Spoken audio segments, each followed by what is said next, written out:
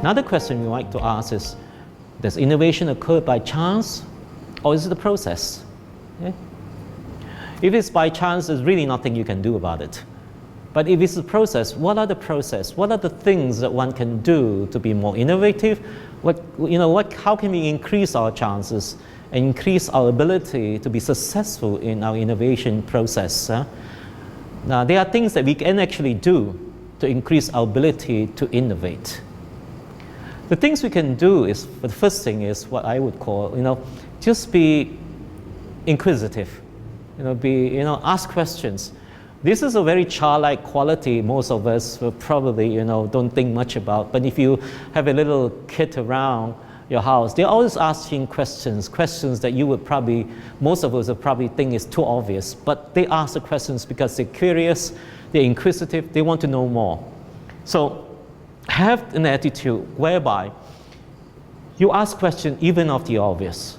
You need to be able to look at the situation and ask questions, even silly questions sometimes, and build on it. These are the things that you can do in your process to be more innovative in terms of building up the process. The second thing that you can do is to be receptive to ideas, even crazy ones. There are many examples of people who brush away ideas because that won't work. But I think the important thing is that you don't know until you talk more about it. Be open to other ideas from people from different fields and people from different industries from yourself. These are some of the, this is one way that you have to really open up your mind to be receptive to these ideas. Brainstorming your ideas is a very common process. Most people sit down and just talk about it, and instead of brushing off ideas, you just want to brainstorm and see what can be done, and be more open-minded about it. We also need to be looking at the same things differently. There's a tendency for us to look at things from our perspective, the way that we've been brought up, in the industry that we are familiar. While there is nothing wrong with that on a status quo, if you need to be innovative, you need to pluck yourself out from your situation, look at it from another person's perspective. And this is obviously, I'm not telling you anything new on that.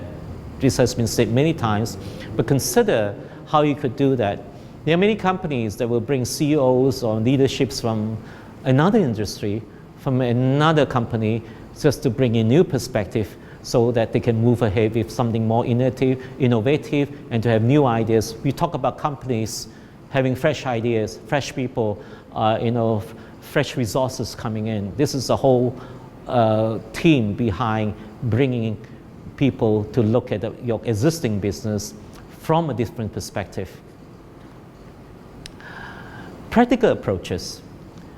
I would suggest that one of the things we should have is clarity of perception. What does that mean?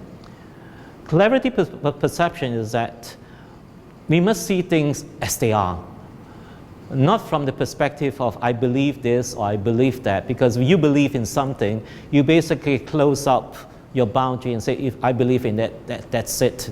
Let's open up to our minds to looking at things the way they are, have clarity on the situation, be sure that we look at the situation, whether the market is going left or right, we may not know if the market is going this way or that way, but there are certain indicators. Look at the facts of the situation, the indicators.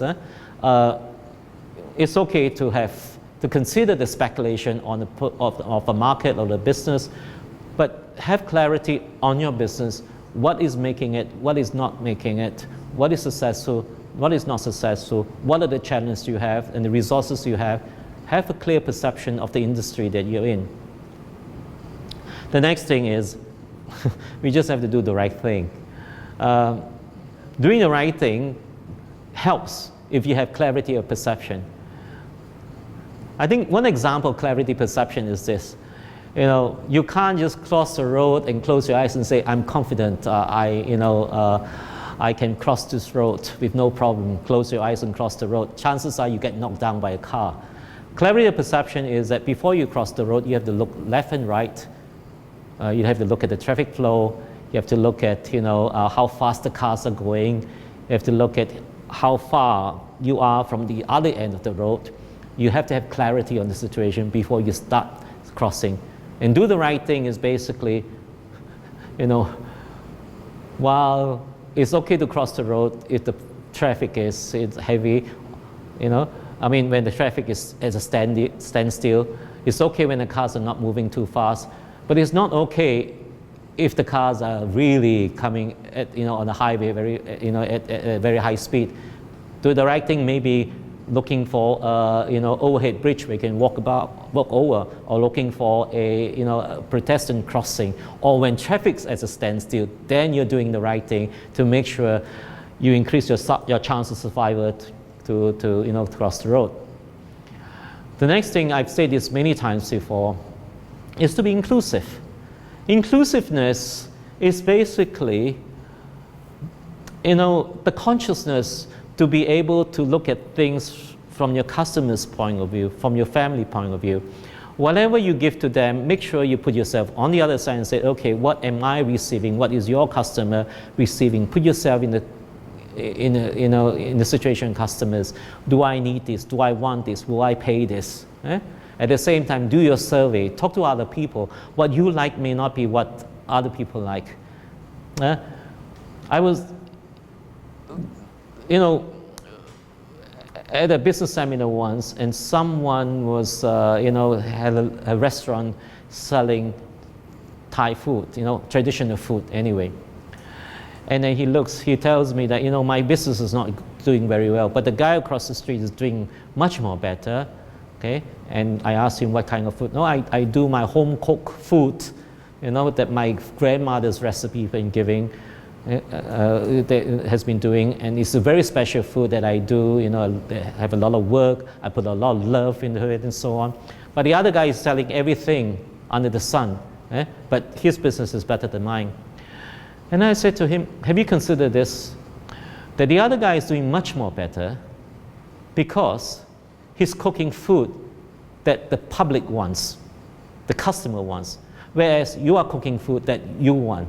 So the difference between that is being inclusive. It's okay to cook your own grandmother's best recipe because you've grown up that you like the taste, but it may not be the same taste your customers require. So look at that, be inclusive by putting yourself on the in the other person's shoes as well. I'd like you to consider this, that the entrepreneurial mindset actually fuels innovation and creativity. Entrepreneurs are here to solve problems. One of the things that I like to consider is this: entrepreneurship is not about converting or influencing or making everyone into businessmen or entrepreneurs. All business people are entrepreneurs, but not all entrepreneurs are business people. In today's world, you could be working for the government. You may have a paycheck working in the bank, or you may be a CEO of the company, or you may be a technical guy in an engineering company. Okay? The difference is that whatever role, a job that you're doing, the entrepreneurial mindset is the key to most of the success. Most people will find success if they have an entrepreneurial mindset. And why is it so? As I said before, entrepreneurs are problem solvers. They look at the situation where there's an engineering problem, or it's a technical problem, or it's a legal issue, or it's something that has to do with the environment, or procedures and so on. They are there. When they see a problem, they solve it. They do their best to solve it within certain guidelines or whatever that they have to work in. So today we see a lot of development into new areas of entrepreneurship. We are hearing about seminars and talks and discussion on social entrepreneurship. There's also technopreneurs, people who are technical. Okay? And there's another term that's been used now for people working in companies. They call them intrapreneurs.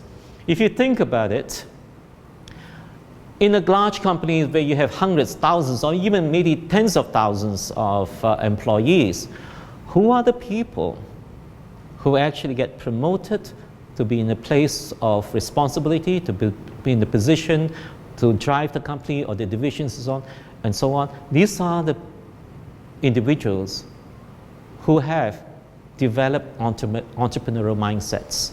They are the one that has actually gone out to make a difference, solving problems. They may not own the company, it may not be their own business, but they've taken it to heart. They've taken their position to do what they can to make things better. These are the problem solvers of today, the past, and more importantly, of tomorrow. That's where you can make a difference, and that's where innovation and creativity is such an important factor in the development of an entrepreneurial mindset. The Global Entrepreneurship Network is basically a network of 170 countries or more. GEN, as it is known, it's in almost every country in the world, and we're there to build one global entrepreneurial system. The Global Entrepreneurship Network is a year-round platform of programs and initiatives aimed at creating one global entrepreneurial system. It is basically an ecosystem that we want to be able to be inclusive of what's going on in every country.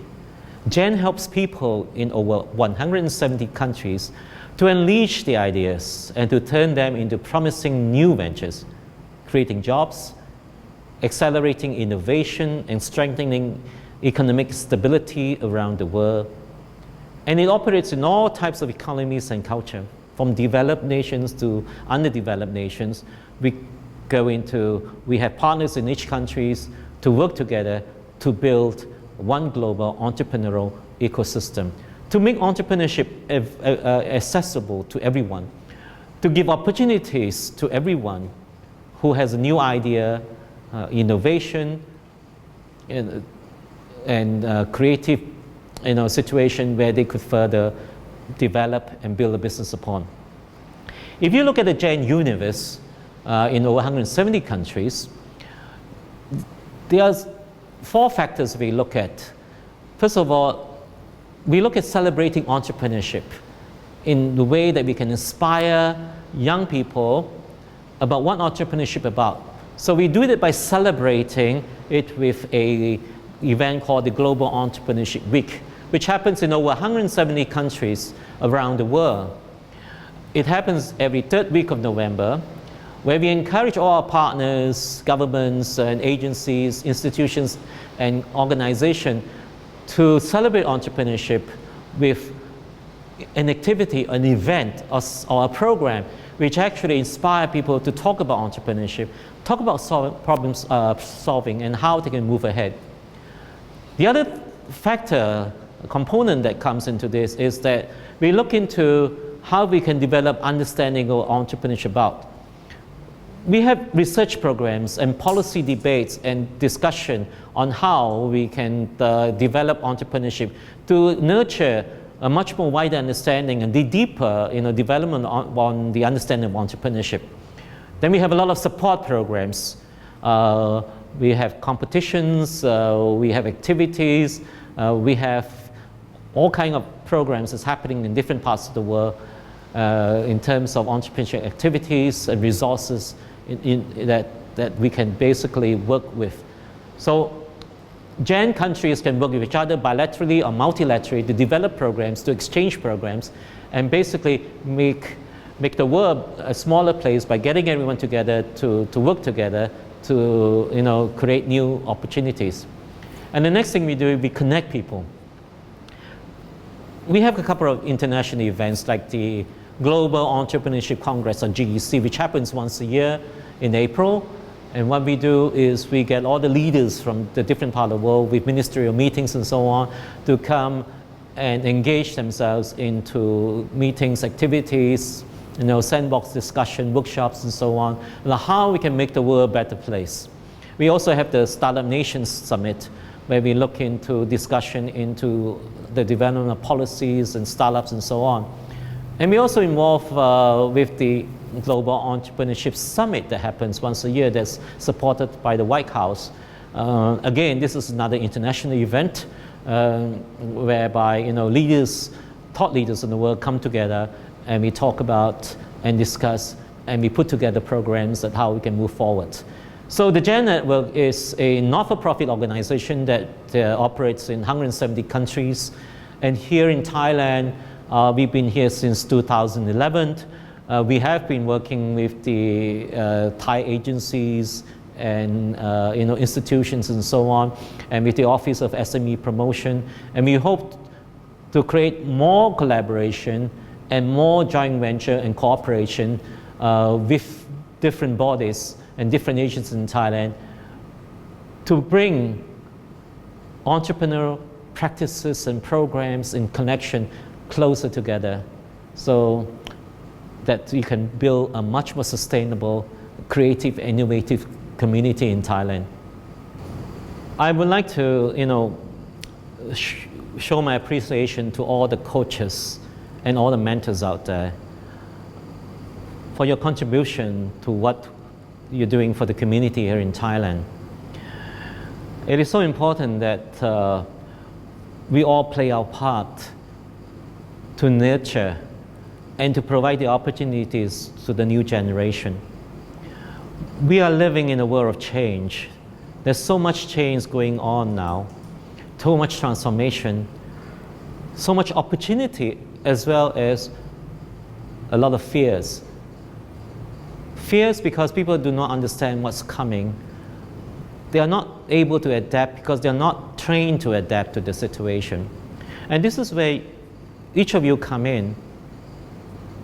You have the opportunity now to basically help the young generation, the SMEs, the startups now, to look at the whole economy, the whole world, the whole humanity in a new way. And we should embrace this change that's coming on. There's no way we can stop that. And it's a good thing.